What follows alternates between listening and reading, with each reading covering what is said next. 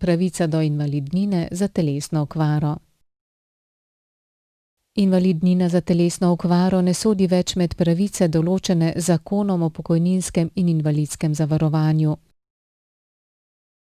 Njeno urejanje se prenaša v predpise s področja varstva invalidov.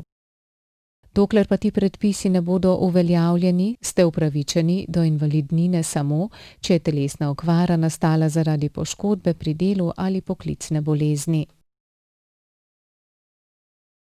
Pri izvajanju pravice se še vedno upoštevajo predpisi veljavni do 31. decembra 2012.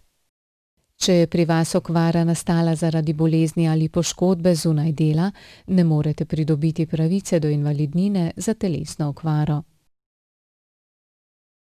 Do invalidnine za telesno okvaro zaradi poškodbe pri delu ali poklicne bolezni niste upravičeni, če ste bili do nastanka telesne okvare pretežni del zavarovalne dobe zavarovani za ožji obseg pravic.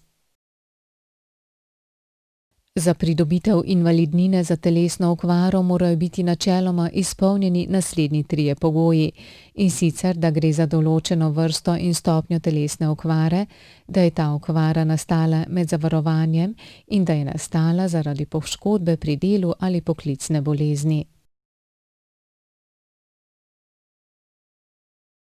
Telesne okvare so razvrščene glede na težo v 8 stopenj. Najnižja 8. stopnja je 30-odstotna, najvišja 1. stopnja pa 100-odstotna telesna okvara. Invalidnino je možno praviloma pridobiti le za telesno okvaro nastalo v času trajanja zavarovanja. Pravica do invalidnine za telesno okvaro vam pripada od dneva nastanka telesne okvare in traja, dokler obstaja ustrezna telesna okvara.